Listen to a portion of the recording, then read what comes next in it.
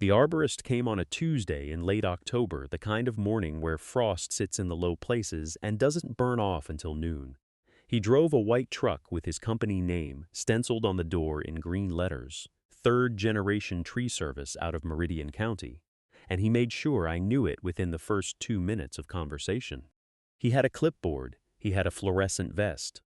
He had the particular way of looking past a person when he's already decided what he's going to say. He walked the perimeter of the walnut tree in about 45 seconds. It stands at the north edge of the property, roughly 60 yards from the barn, and it is enormous, the kind of tree that stops people on the county roads sometimes. My grandfather told me once that it was already old when his grandfather was young. I don't know if that's true, but I've never doubted it. The trunk at the base measures just over 11 feet around. I know because I measured it myself with a cloth tape the first week I moved back, the way I measured everything I was trying to understand. The arborist tapped the bark twice with his knuckle, made a note on his clipboard, didn't look up when he said it. Hollow, structurally compromised. Probably got another bad winter in it. Maybe two. You'll want to take it down before it comes down on its own. He gave me a number. It was not a small number. He said he could schedule removal for the first week of December, that he had a crew available, that the wood itself had some value if I wanted him to mill it, though he'd need to factor that into the quote. I asked him what made him certain it was hollow. He looked at me then, really looked, the way people do when they've just recalibrated how much of their time they're willing to give. Percussion, he said. The sound 30 years of this, I know what hollow sounds like. I thanked him and told him I'd be in touch. He left a card on the porch railing. I watched his truck go back up the gravel drive and turn east on the county road, and I stood there in the cold for a moment looking at that tree. My grandfather planted a coffee can under it when he was 19 years old. He told me that himself, in the last real conversation we had before he got too sick to talk much. He said he put it there for safekeeping, and that someday the right person would know what to do with what was inside it. He said it the way people say things they hope you'll remember. I went inside and found my own clipboard, made a note, drew a small circle at the base of the north side of the trunk where the roots flare out, widest. I was not ready to let anyone take that tree down. That night I ate standing at the kitchen counter, half a can of black beans, reheated on the gas burner, eaten with a spoon directly from the pot because I hadn't unpacked the bowls yet. The boxes were still stacked against the far wall of the dining room where the moving truck had left them 11 days earlier. I hadn't had the heart to open them. Most of what was in there was my grandfather's, not mine, and opening boxes felt like a kind of finality I wasn't prepared to perform. I pulled out the farm ledger instead. It wasn't the official one, not the green cloth-bound volume the county extension office had helped him set up in 1987, which was stored in the filing cabinet with the insurance paperwork and the deed. This was something older, something personal. A composition notebook, the kind with the black and white marbled cover, its spine held together with a strip of electrical tape that had gone brown and brittle at the edges. He had written a year on the cover in ballpoint pen. 1961. He would have been 22. I had found it in the drawer of the nightstand on his side of the bed, underneath a flashlight that no longer worked and a folded paper road map of the state from 1974. I had been reading it in pieces since I arrived. His handwriting was small and precise, the letters slightly backward slanted in the way of someone who taught himself. He recorded everything, the date the first frost came, what the alfalfa yielded per acre, what he paid for fuel, what the co-op was offering per bushel, but between the practical entries, almost like footnotes to himself, were other things, observations, decisions he was turning over, arguments he'd had and was still having in his own head. On the 14th page, dated April 3, 1961, he wrote, "Planted the Chandler today on the north slope of the near field, 15 foot from the fence line. Took 4 hours to work the ground right. Good black soil down 18 inches, then clay. Put the can down first, as Daddy showed me, 3 feet deep, wrapped in oilcloth. The ground will keep it better than I can." I had read that entry 5 times in the 11 days since finding it. Each time I came back to the same word. Can. Not. Box. Not. Envelope. a can, something that needed oilcloth to protect it, something he was afraid moisture would ruin. Now I stood at the window over the sink with a bowl of cold beans and looked out at the dark yard. The walnut tree was invisible from here in the night, just the suggestion of its shape against the slightly lighter sky. 42 feet tall, the arborist had estimated, more than 60 years of growth around whatever my grandfather had put in the ground when he was barely older than I was. Now I set down the pot and went to find a flashlight that actually worked. The flashlight in the kitchen drawer had corroded batteries, a gray-green crust around the negative terminal that had probably been there since. Before I moved in, I threw it in the trash and went to the barn, where I kept a maglite I trusted, a heavy black one with 4D cells that I'd bought at the hardware store in Carver Mills back in September, when the motion sensor on the coupe kept tripping at 2 a.m. and I needed something that would reach. It was cold outside, October 14th, and the temperature had dropped into the upper 30s after sundown. I hadn't stopped for a jacket, just the flannel I'd been wearing all day and my barn boots with the left sole starting to separate at the toe. The grass was stiff with the beginning of frost. I could feel it through the leather. The walnut tree stood at the north edge of the near field, and from the back door to the fence line was about 200 feet. I walked it in the dark, the flashlight aimed down at the ground in front of me. The field had been cut in late August, and the stubble was short now, brittle, and my boots made a dry sound with each step. I found the tree by shape before the light reached it. That crown, even bare of leaves, was distinctive. The way the upper branches spread wide and then curved slightly downward at the tips like something cupping its hands. I'd looked at that tree almost every day for 5 months, and only now was I seeing it as a marker, a monument, something placed and tended by a man who is not here anymore. I stood at the base and pointed the flashlight upward along the trunk. The arborist, when he came in late August, had stood in almost this exact spot. He had a clipboard and he was pleasant and efficient, and he had told me in a tone that was not unkind, but was also not uncertain that the tree showed signs of internal decay in the lower trunk. He used the word spalting. A fungal process, he said, that produces those dark lines in the wood, beautiful in lumber but concerning in a living tree. He tapped the bark with a rubber mallet, listened, moved 6 inches, tapped again. He wrote something on the clipboard. He told me I should think about removal before it became a liability issue, before it came down on the fence or worse, on someone standing near it.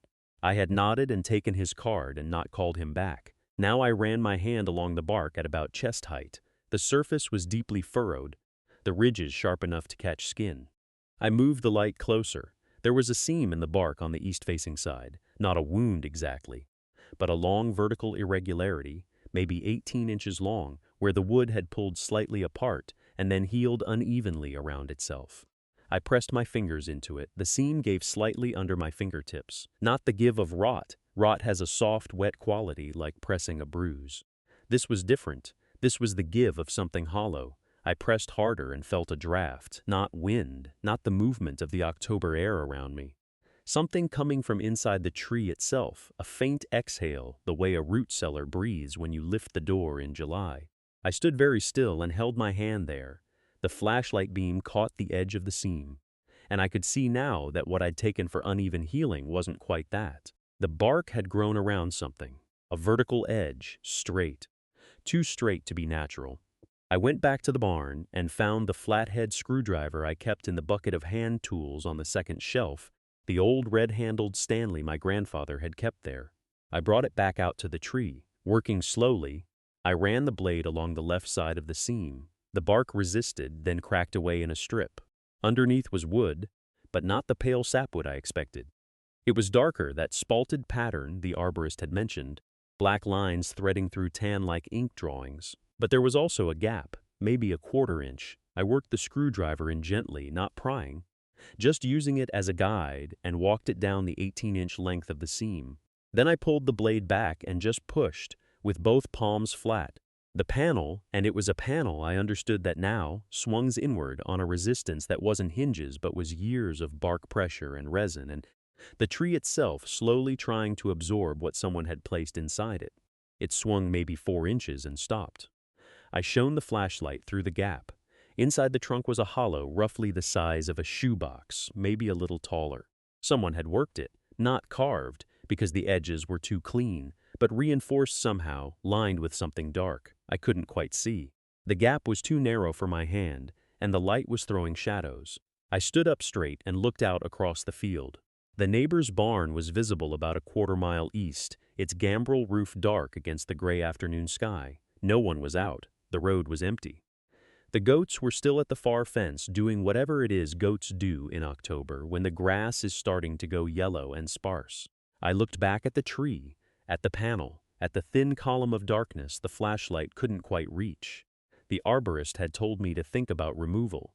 I had taken his card and not called him back. I thought I was beginning to understand why my grandfather might have made the same decision, year after year, for however long this had been here, to do exactly the same thing. I went back to the house for a thinner light. Not a different flashlight, the flashlight was fine.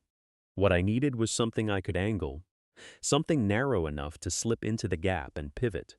I found what I was looking for in the junk drawer beside the stove, under a rubber band ball and a deck of cards missing the 9 of spades, a slim LED inspection light, the kind on a flexible gooseneck, maybe 3/8 of an inch across. My grandfather had used it for looking inside engines.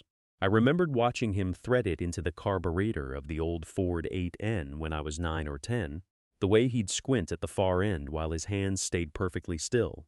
I walked back out across the yard. The sky had gone a darker gray, the low ceiling of an October afternoon that runs out of light earlier than you expect. I'd say it was around 4 o'clock, maybe 4:15. The air had that smell it gets in late fall. Not cold yet, but the warmth was apologizing for itself, already backing toward the door. The panel was still ajar from where I'd left it. I crouched down, fed the gooseneck through the gap, and angled the light head slowly to the right. The inside of the hollow was lined with tin. Not rusted tin, not the corroded gray of something left to weather. This tin had been painted, or treated with something, because it had a dull black sheen that caught my light and held it. Someone had cut pieces of it carefully and fitted them against the wood, like the inside of a small box built inside a living tree. The seams were neat. A few of them showed a thread of old solder. Sitting in the center of that lined hollow, on a flat piece of the same tin that served as a floor, were 2 things. The first was a glass jar, the short squat kind used for canning, its lid sealed with a rubber ring. The glass was cloudy in a way that might have been age or might have been whatever was inside. The second thing was thinner, flatter, wrapped in what looked like oilcloth, the dark brown-green kind I'd seen used for waterproofing in my grandfather's barn. The wrapping was tied with a length of cord, the simple overhand knot of someone who expected to come back and undo it themselves. I stayed crouched there for a moment without moving. The inspection light hummed faintly in my hand. My knees were starting to complain about the gravel. I noticed I had been holding my breath. The gap in the panel was too narrow. I could see what was in there clearly now. Could have described both objects in detail to someone standing beside me. But I could not get my hand through the opening to reach them. I was going to need to open the panel wider, and I still didn't know how it was attached. I set the light down on the gravel and ran both hands along the edge of the panel, starting from the top corner where I'd first seen the separation. The wood was rough under my fingers, the grain raised by decades of moisture cycling in and out of the hollow. I moved slowly, pressing in different places, testing for give. Near the bottom left corner, something shifted, not much, maybe a 1/4 inch, when I pushed inward at a slight upward angle. I held the pressure there and felt a faint resistance, like a catch that hadn't been designed to hold much weight, but had held a long time regardless. I pressed again, harder this time, and heard a dry click, barely a sound at all. The bottom edge of the panel swung inward, not out inward. The whole thing was hinged at the top, 2 small brass pivots, green now with oxidation, set flush into the wood above, so that the panel tilted back like the cover of something meant to be opened from below. That was why I hadn't been able to see the mechanism from the outside. You couldn't find it standing up.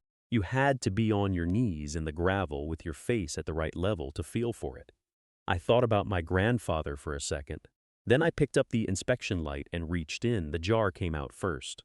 It was heavier than I expected, dense in my palm, and when I tilted it toward the light, I could see the contents clearly for the first time. Not liquid, not food. Paper. Folded paper, packed in tightly enough that the fold lines had pressed permanent creases into themselves.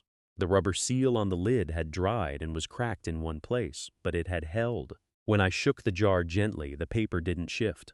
It had been in there long enough to compress into the shape of its container. I set the jar on the gravel beside my knee and reached back in for the oilcloth package. It was light in a way that surprised me after the jar, almost nothing by weight. Whatever was inside it was flat and thin, and when I pressed the surface lightly with my thumb, I felt a slight rigidity beneath the cloth. Something stiff but not rigid, not metal, more like heavy cardstock or a folded document that had been pressed under weight for. A long time I sat back on my heels with both objects in my lap. The afternoon light had moved while I'd been working. The shadows inside the hollow were longer now, and the air coming through the gap in the tree had gone a few degrees cooler. I looked at the jar. I looked at the package. I thought about the overhand knot, the careful wrapping, the latch design so you couldn't find it unless you already knew to look. Someone had come back to this tree more than once. I didn't open either of them right away. That surprised me about myself. 6 weeks earlier, I would have torn the oilcloth loose before I'd even stood up from my knees. But something about the way these two objects had been placed. The jar first, the package behind it, the knot tied once with no wasted loops, made me feel that whatever was inside deserved better than being unwrapped in a crouch on cold gravel with mud on my hands. I set them both on the passenger seat of the old Ranger and drove back to the house. It was a Thursday, the 9th of November. I know because I wrote it in my notebook before I touched anything else. I had started doing that in October, writing the date at the top of every page before I even started a sentence, because I'd read in one of my grandfather's ledgers that he did the same, and it seemed like the kind of discipline that had kept his records honest for 43 years. So, Thursday, November 9th. Light at 4:18 p.m., already going amber at the edges, temperature dropping, both objects on the kitchen table. I washed my hands at the sink and stood at the table and looked at them together for a moment.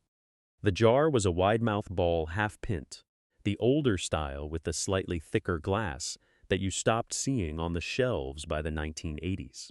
The rubber seal had gone the color of old tobacco, but it had held. When I tried the lid, it resisted for 2 full turns before it loosened. That meant it hadn't been opened in a very long time. The paper inside was folded into a column and pressed flat, and when I got the lid off and turned the jar carefully over onto the table, it didn't fall out. I had to ease it with the handle of a spoon gently until the roll of paper slid free and sat there between the two objects like a third thing I hadn't accounted for. I left the paper alone and turned to the oilcloth package. The cloth itself was the dark olive green kind, the waxed canvas that farm suppliers sold by the yard in the 40s and 50s for wrapping tools against moisture. Someone had cut a piece roughly 12 inches by 8 and folded it the way you'd fold a letter, bottom up, top down, sides in, and then tied it with the cotton twine using that same overhand knot, pulled tight enough that the cloth had taken on the shape of whatever was pressed inside. I cut the twine with the kitchen scissors rather than unknot it. I don't know why that felt like the right choice. Maybe because I didn't want to disturb the evidence of how it had been fastened. Not yet, not before I'd recorded it. I folded the cloth back from the center. Inside the oilcloth was a photograph and a folded document. I set the document aside without opening it and held the photograph toward the lamp. It was a black and white print, roughly 3 inches by 5, printed on the thick matte stock they used before the glossy era. The edges had browned and the surface had taken on a faint silver cast in the upper left corner where moisture had touched it at some point, but the image itself was clear. 2 people standing in front of what I recognized immediately as this farm's walnut tree, younger, narrower, not yet the full spread it would become, but unmistakably the same tree. The bark patterning was identical, the lean of the trunk maybe 10 degrees off true vertical, the same lean I'd measured with my eye 100 times from the kitchen window. The man on the left was tall and wearing a collared work shirt. The sleeves rolled to the elbow. He was not looking at the camera. He was looking at something to his right, something outside the frame, with an expression I couldn't fully read, not worry exactly, but concentration.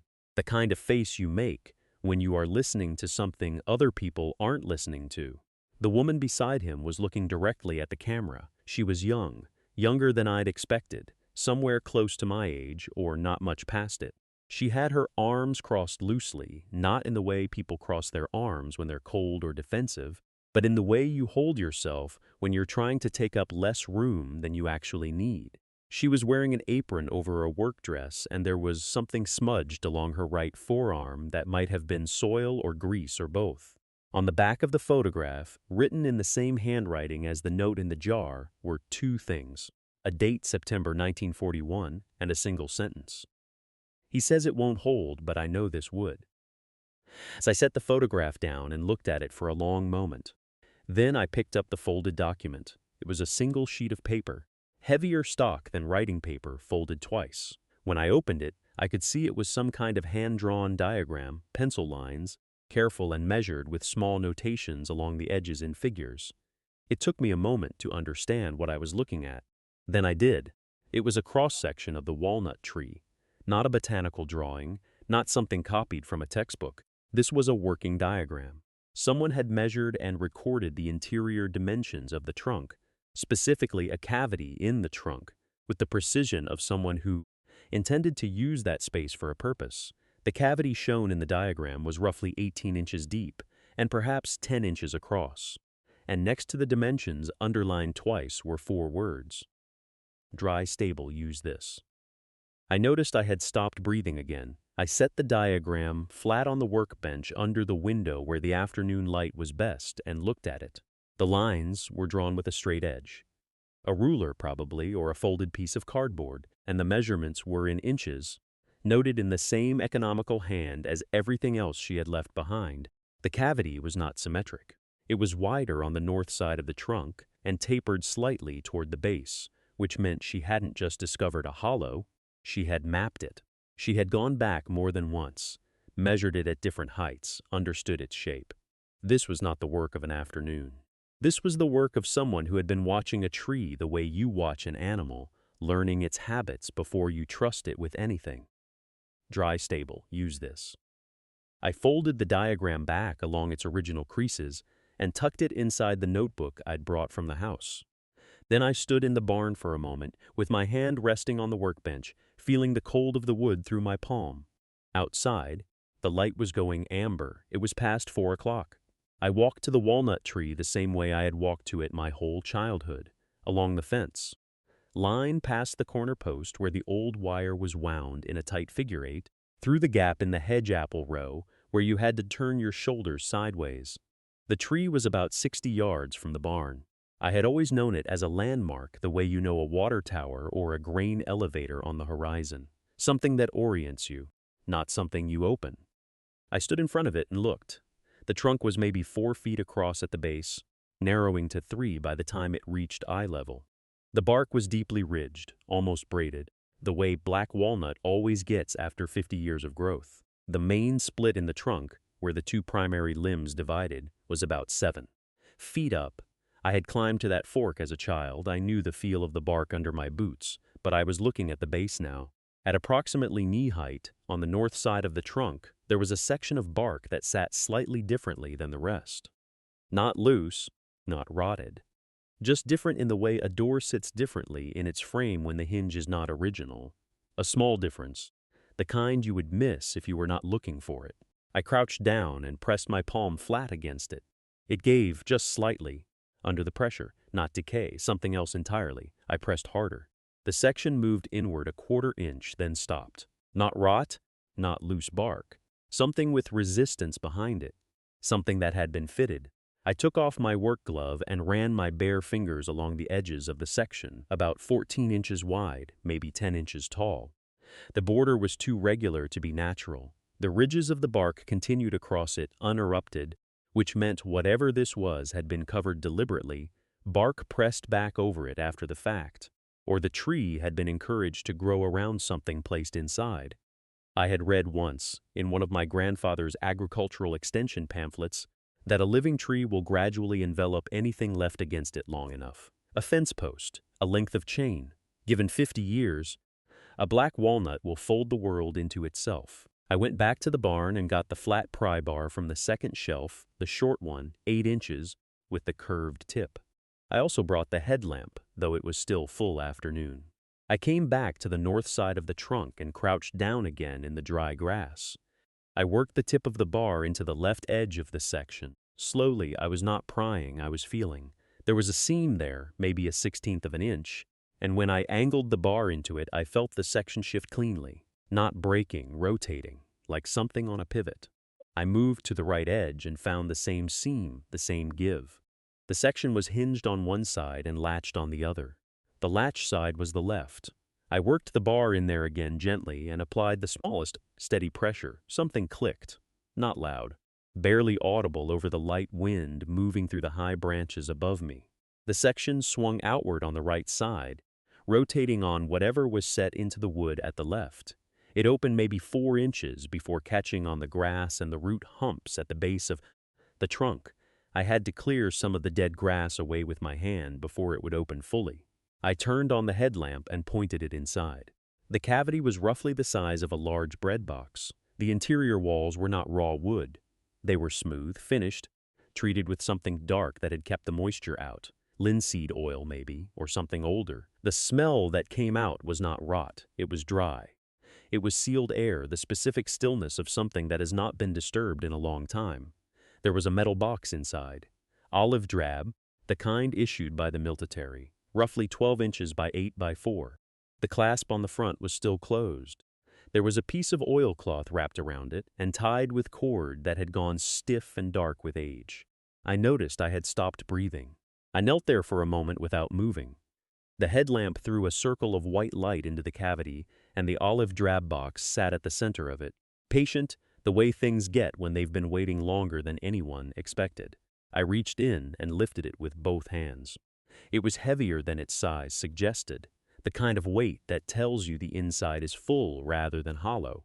The oilcloth cord had been tied in a simple square knot that had tightened over the decades into something almost fused. I worked at it with my thumbnail for 2 full minutes before it gave. The cloth fell open in 2 panels, still intact, still supple enough to fold, which surprised me. Whatever had been used to treat the interior of that trunk had done its work. The metal clasp on the box was a standard military-issue flip latch.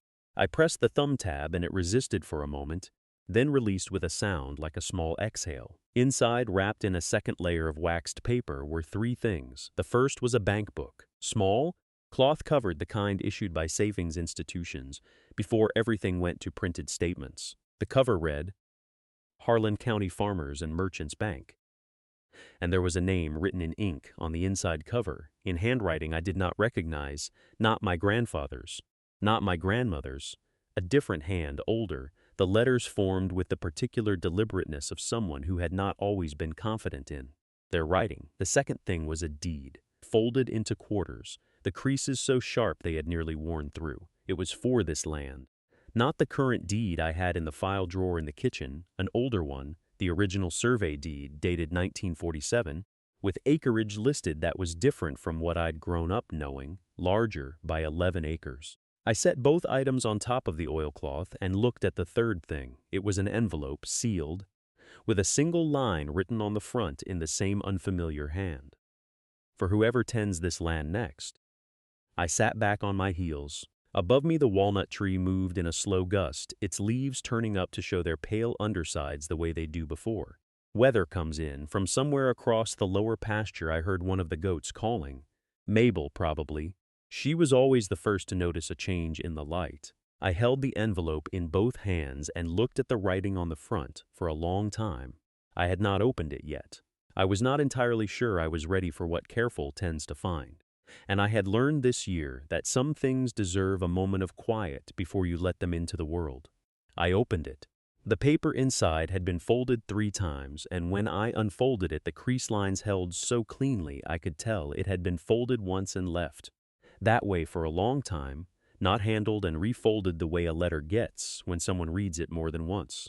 Whoever wrote it had folded it, sealed it, and never opened it again. The handwriting was careful, not elegant, but deliberate, the kind of handwriting that belongs to someone who did not write often and so took it seriously when they did. I don't know who you are. I know you're young, or I hope you are. The old ones around here will tell you this land doesn't amount to much. They said the same to me in 1947, and I didn't listen then, and I'm asking you not to listen now. The 11 acres on the North Draw were taken off the county survey in 1961 by a man who had a friend on the assessor's board. The original survey pins are still in the ground, iron rods about 14 inches set at the corners. If you walk the north fence line past the double oak to where the draw drops toward the creek, you'll find them if you look. That land is yours. It always was. That was all. No signature. Just those 5 sentences and a period at the end that had pressed so hard into the paper it had nearly gone through. I sat under the walnut tree for a long time after that.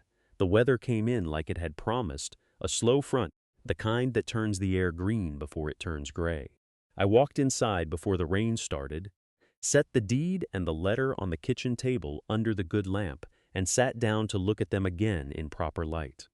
The next morning I walked the north fence line with a fence post probe and found the first iron rod 11 inches down, exactly where the double oak threw its shadow at noon. I found the second one 20 minutes later.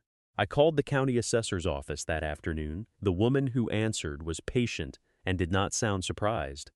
"These things happen," she said. "There was a process. There is always a process. But the rods were in the ground. Some of what this farm held, it held in silence for 50 years, waiting for someone to come back and be quiet enough to hear it. I don't think I'm anything special. I think I was just willing to sit still long enough and to open the drawer nobody had opened and to read the letter that was written for whoever came next. That turned out to be me. If you found something like this, in an old building, in a drawer, in a tree, I want to hear about it. Leave it in the comments. And if this story stayed with you, share it with someone who needs to hear it.